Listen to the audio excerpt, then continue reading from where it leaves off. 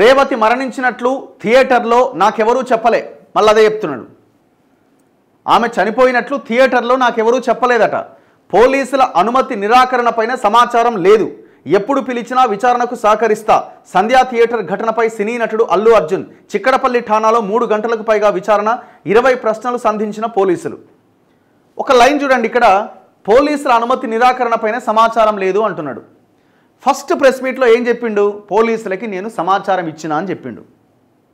అంటే నువ్వు press meet పెట్టే ముందు ఆ సంధ్యా థియేటర్ యాజమాన్యంతో కానీ ఆ నిర్వాహకులతో కానీ మాట్లాడే నైతిక అంటే మాట్లాడాలన్న ఆలోచన కూడా నీకు రాలేదా? ఆలోచన రాలే. మరి ప్రెస్ మీట్లో ఏం చెప్పాలో నాకు తెలియదని అలా నువ్వేమన్నావు? నేను పోలీసుల పర్మిషన్ తీసుకున్నా అన్నావు. మరి ఏ లెక్కన చెప్పినావు పర్మిషన్ తీసుకున్నా అని? పచ్చి అబద్ధం ఆడినావు. అయిపోయిందా? ఇన్ని అబద్ధాలు ఆడి ముఖ్యమంత్రి అసెంబ్లీలో మాట్లాడిన తర్వాత మళ్ళీ ప్రెస్ మీట్ పెట్టి కౌంటర్ ప్రెస్ మీటు మొత్తం ఆగమాగం చేసుకున్నావు, బొందల పడ్డావు. మళ్ళీ అక్కడ పచ్చి అబద్ధాలే. మళ్ళీ ఏమన్నావు? అసలు నా దగ్గరికి ఎవరూ రాలేదు అని అన్నావు. అయిపోయిందా? అంటే నీకు కనీసం మినిమం కామన్ సెన్స్ కూడా లేదు. అక్కడ కెమెరాలు ఉంటాయి, బయటకు వస్తే కెమెరాలు ఉంటాయి, చుట్టూ అది రద్దీ ఏరియా, ఏ షాపుకి సంబంధించిన ఏ హోటల్కి సంబంధించిన కెమెరా ఆన్ చేసినా మనం కనబడతాం. అన్నీ మర్చిపోయిండు. అసలు నన్ను ఎవరు తీసుకురాలే, నా దగ్గరికి ఎవరు రాలే, మా వాళ్ళు వచ్చి నా దగ్గరికి చెప్పారు బయట ఏదో అనర్థం జరిగింది అని అన్నాడు. ప్రెస్ మీట్లో మీరు చూడండి, మొన్న రీసెంట్గా అసెంబ్లీలో రేవంత్ రెడ్డి మాట్లాడిన తర్వాత పెట్టిన ప్రెస్ మీట్లో వాళ్ళ ఆయనని పక్కన కూర్చోబెట్టి మాట్లాడిన దాంట్లో చాలా క్లియర్గా చెప్పిండు, పోలీసులు ఎవరు రాలేదు, మా సిబ్బంది వచ్చేదో అనర్థం జరిగిందంటే నేను వెంటనే బయటకు వచ్చేసిన, ఇమీడియట్గా బయటకు వచ్చేసిన అన్నాడు. నువ్వు బయటకు వచ్చింది 11:30 తర్వాత, 12 గంటలకు బయట మళ్ళీ అభివాదం చేసినావు. పచ్చి అబద్ధం. లోపలికి ఎవరు రాలేదన్నావు. లోపలికి నీ దగ్గరికి వచ్చి నీ చెవిలో చెప్పిన ఫోటో కానీ వీడియో కానీ అక్కడ లేకపోయినా లోపల కాబట్టి బయటికి డీసీపీ నిన్ను తీసుకొస్తున్న వీడియో చాలా స్పష్టంగా కనిపిస్తున్నది. మళ్ళీ దొరికిపోయినావు. ఇప్పుడు మళ్ళీ ఏమంటుండు? రేవతి మరణించినట్లు థియేటర్లో నాకెవరూ చెప్పలేదు. ఏదో ప్రమాదం జరిగిందని అయితే చెప్పిరు కదా, ఆ ప్రమాదంలో ఏదైనా జరిగి ఉండొచ్చు, అసలు ఏం జరిగింది అని నువ్వు ఫాలోఅప్ చేసి వాళ్ళని అడగాలి కదా. ఏమన్నావు మళ్ళీ ప్రెస్ మీట్లో? తెల్లారి ఎప్పుడో నాకు తెలిసిందట, అనర్థం జరిగిందని పోయినావు, మళ్ళా రూఫ్ టాప్ అది ఎక్కి మళ్ళీ కారు ఎక్కి మళ్ళా అభివాదం చేసినావు, చక్కగా పోయి ఇంట్లో పోయినావు, పన్నావు, తెల్లారి ఎప్పుడో తెలిసిందట. అంటే ఈ మధ్యకాలంలో ఏదో అనర్థం జరిగిందని పోలీసులు కాదు మా వాళ్ళు వచ్చి చెప్పిన నువ్వు అన్నావు కదా, అబద్ధం చెప్పినావు. సరే మీ వాళ్ళే చెప్పిరు అనుకుందాం, మరి అనర్థం ఏంది అని మళ్ళీ మీ వాళ్ళని అడిగినవా? అడగలే. తెల్లారి ఎప్పుడో తెలిసిందని మళ్ళీ అబద్ధం ఆడినావు. అడ్డంగా దొరికిపోయి ఆగమాగం అయిపోయి ఇంకా ఆగమవుతున్నాడు. సింపుల్గా తప్పు జరిగింది, నన్ను క్షమించండి, నేను అక్కడ పర్మిషన్ ఉన్నదనుకున్నా కానీ నేను డైరెక్ట్గా వెళ్ళిపోయినా, నేను అంత ఆలోచించలేదు, ఈ ప్రాణానికి బాధ్యత నాదే, ఆ కుటుంబాన్ని నేను ఆదుకుంటున్నా, ₹1 కోటి 2 కోట్లు 3 కోట్లు ఇస్తున్నా, ఆ అబ్బాయి బాధ్యత ఆ జీవితం అంతా నేనే చూసుకుంటా, ఇట్లాంటి ఒక మంచి స్టేట్మెంట్ ఇస్తే అరే బాగా రెస్పాండ్ అయ్యింది అని అంటారు కదా. ఆ ఎన్టీఆర్ చూడండి, ఎవరో బ్లడ్ క్యాన్సర్ వచ్చిన పేషెంట్ వాళ్ళ మదర్ ఏదో వీడియో పెడితే రెస్పాండ్ అయ్యిండు. నీ దగ్గరికి ఎందుకు రాలే ఇట్లాంటి వాళ్ళు? వాళ్ళ కొంత ఉన్నది, వాళ్ళ ఆలోచన ఉన్నది, పోతే మనకి ఇబ్బంది అవుతుందని. తెలియనోడు పొలోమని పోయిరా లోపలికి, అల్లు అర్జున్ వచ్చిండు అని. నువ్వు అసలు రెస్పాండ్ అయ్యే విధానంలోనే తప్పుంది. ఇప్పుడు జనానికి ఎక్కడ కోపం వచ్చింది? ప్రజలకు కోపం వచ్చింది ఎక్కడ? అరే ఇష్యూ జరిగి మహిళ చనిపోయి ఆ బాబు కోమాలో ఉంటే 2 రోజుల తర్వాత కానీ నువ్వు రెస్పాండ్ అవ్వకపోతే ఎంత దారుణం ఇది, ఎంత దుర్మార్గం, మళ్ళీ ఎంత అహంకారం నీకు. మళ్ళాట ఇండస్ట్రీని ఎడుకో తీసుకుపోదాం అనుకుంటున్నాట, వెనక్కి లాగుతున్నారట. ఏంది నువ్వు తీసుకుపోయేది? నీ పనికి మళ్ళీ స్మగ్లింగ్ సినిమాలు తీసుకుంటా.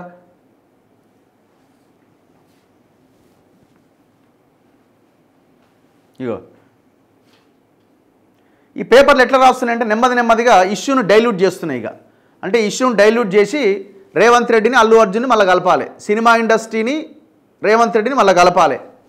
వాళ్ళేం నేను దూరంగా ఉన్నారని కూడా నేనేం అనుకుంటలేను, కానీ మళ్ళీ ఒక్కటి చేసి వ్యవహారం నడపాలి. ఇదంతా పేపర్లు టీవీలు ఈ శాటిలైట్ మీడియా ఇదంతా ఒక ప్రొజెక్షన్ నడుస్తుంది. చూడండి, ఇగో ఆంధ్రజ్యోతిలో రాసిరు చూడండి, తప్పైపోయింది చిక్కడపల్లి ఠాణాలో అల్లు అర్జున్ భావోద్వేగం అట. ఈ ఫోటో ఏడ దొరికిందో ఏమో, ఇది మార్ఫింగా మరేమో నాకు తెలియదు, కానీ తొక్కిసలాట దృశ్యాలు చూసి చలించిపోయిన బన్నీ. మరి ముందెందుకు చలించలే? చనిపోయిండు అన్నప్పుడు ఎందుకు చలించకపోయే? అసలు ఏం కనబడ్డదన్నాడే చలించిపోయిండు? అసలు అర్థం కాకుండా ఉన్నది నాకైతే. అసలు అక్కడ సంధ్యా థియేటర్లోకి వెళ్ళిన తర్వాత ఏం కనబడ్డదని చెల్లించిపోయిండు. ఆడేమన్నా బాడీలు ఉన్నాయా, లేకపోతే ఇంకేమన్నా వ్యవహారం ఉందా? ఏముందాడా? పేపర్లు తిని పడేసిన అవి ఉంటాయి ఆడ. నువ్వు చెల్లించిపోయేదేంది? మహిళ చనిపోయింది, ఆ బాబు కోమాలో ఉన్నాడన్నప్పుడు చెల్లించలేదా? ఏం చేస్తారంటే నెమ్మదిగా ఇష్యూను డైల్యూట్ చేసి ఇద్దరిని కలిపే ప్రయత్నం. నా గెస్ కరెక్ట్ అయితే వారం రోజుల, 10 రోజుల, నెల, 2 నెలల ఇదే అల్లు అర్జున్ ఇదే సినిమా పెద్దలు పోయి మళ్ళీ రేవంత్ రెడ్డితో మీటింగ్ పెడతారు. చూడండి మీరు.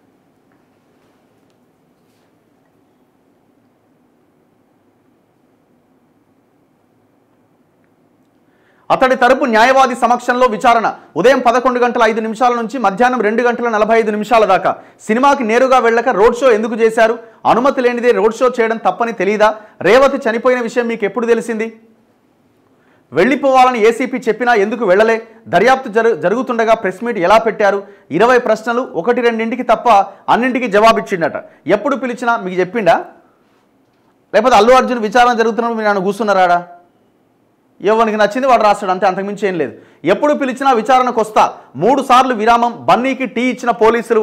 ఠాణా వద్దకు భారీగా అభిమానులు. స్వల్ప ఉద్రిక్తత. ఈ తొక్కిసలాట కేసులో 18కి చేరిన నిందితులట. 18గా మైత్రి మూవీస్ నిర్మాతలు, పరారీలో 7. కోర్టుకు సీల్డ్ కవర్లో అల్లు అర్జున్ విచారణ నివేదిక. ముఖ్యమంత్రి రేవంత్ను కలిసి మాట్లాడా. శ్రీతేజ్ కుటుంబ బాధ్యతను తీసుకోవడంపై చర్చించా. సినిమా వాళ్ళందరం సీఎంను కలుస్తారు. మీరు చూడండి రాబోయే రోజుల్లో. దిల్ రాజు, పరిశ్రమకు సర్కారుకు వారధిలా ఉంటా. సమస్యల పరిష్కారానికి కృషి చేస్తా. మీరు ఫస్ట్ ఈ దొంగలంతా నేను చాలా క్లియర్గా చెప్తున్నా, చిన్న సినిమాలను మీరు బతికించే ఆలోచన మీకు ఏమైనా ఉన్నదా? ఇప్పుడు జనాలు ఇంత స్థాయిలో మీ మీద దాడి చేయడానికి కారణం ఏంటి? ఎవరన్నా అరే శబాష్ ఎందుకు ఆ సినిమా వాళ్ళ మీద అట్లా పడుతున్నారని ఎవరన్నా అంటున్నారా? అనండి అనే కాడికే ఉన్నది. ఇప్పుడు వీళ్ళు ఎందుకు దిల్ రాజు ఎంటర్ అయ్యిండు, లేకపోతే ఇంకో ఆయన ఎంటర్ అయ్యిండు? రేపు బెనిఫిట్ షోలు వేసుకోవాలా, రేపు టికెట్ల రేట్లు పెంచాలా?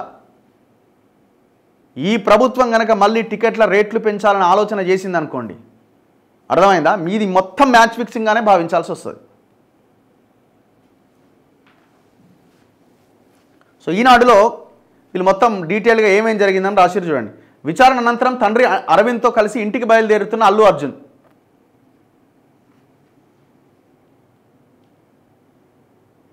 ఇంకో ఏమైందట? పోలీసులు అల్లు అర్జున్కి 20కి పైగా ప్రశ్నలు సంధించారు. అవసరమైతే మరోసారి స్టేషన్కు రావాల్సి ఉంటుందని వారు చెప్పగా విచారణకు పూర్తిగా సహకరిస్తాను అని అల్లు అర్జున్ తెలిపారు.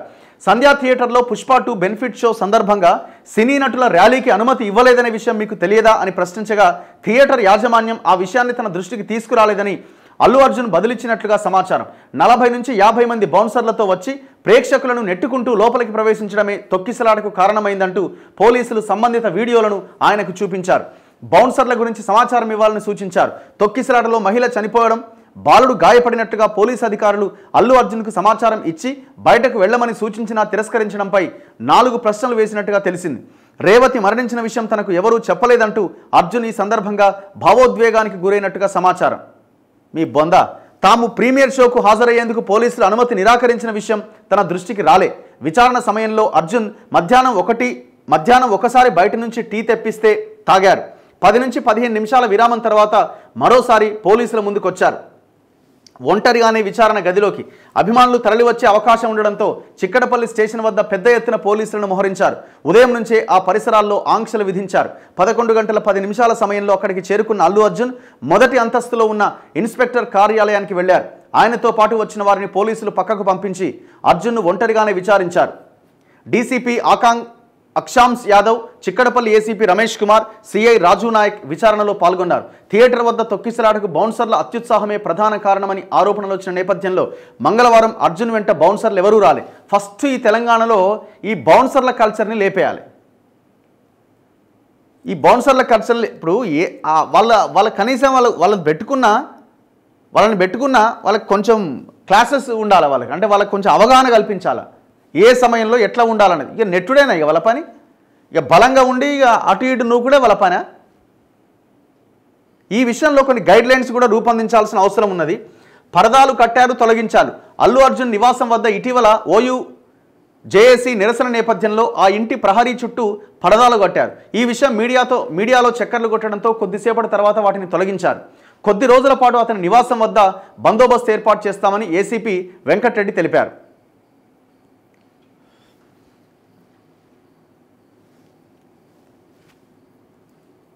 సో ఇది నిన్న అల్లు అర్జున్కి సంబంధించిన విచారణకు సంబంధించి సో అన్ని పేపర్స్లో దాదాపుగా ఈ వార్త ప్రధానంగా మనకు కనిపిస్తూ ఉన్నది.